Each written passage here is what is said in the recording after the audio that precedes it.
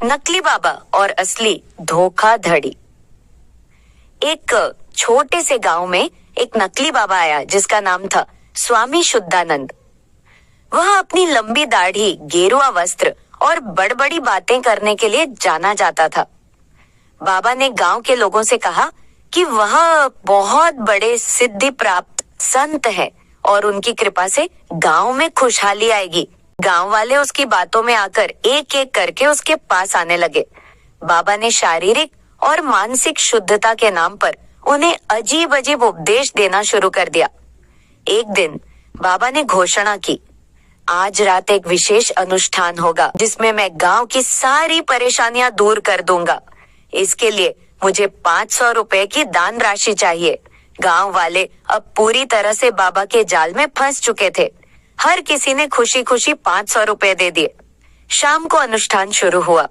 बाबा ने आसन लगाया और फिर अपनी लंबी लंबी बातें शुरू कर दी। अब ध्यान लगाओ, अपनी आंखें बंद करो और सोचो कि तुम्हारी सारी समस्याएं हल हो जाएं।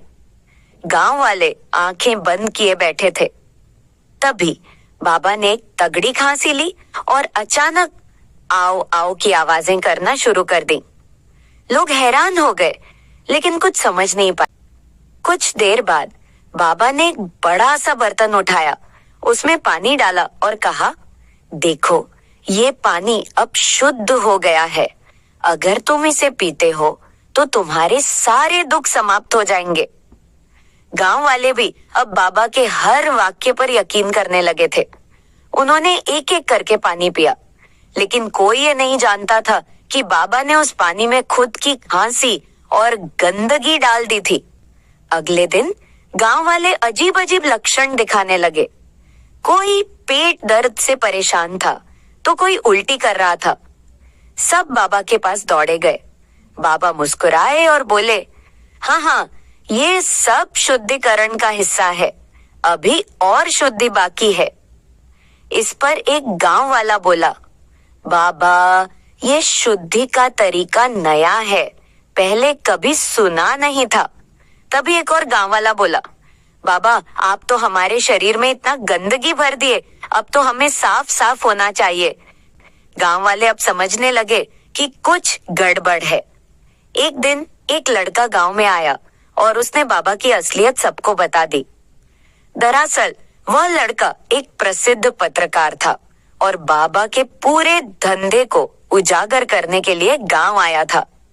पुलिस ने बाबा को गिरफ्तार कर लिया, लेकिन इससे पहले कि लोग और भी गुस्से में आते, बाबा ने कहा, सुनो सुनो, मेरी ये गिरफ्तारी भी एक और शुद्धिकरण प्रक्रिया है।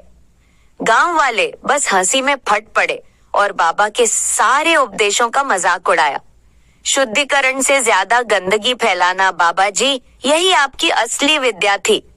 गांव ने सिखा लिया कि सही गुरु वही होता है जो न सिर्फ उपदेश दे बल्कि अपने कर्मों से भी मार्गदर्शन करे।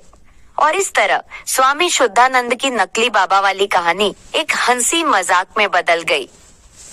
धन्यवाद। आशा है कि आपको यह कहानी पसंद आई होगी। तो मिलते हैं अगली कहानी में, तब तक के लिए नमस्कार।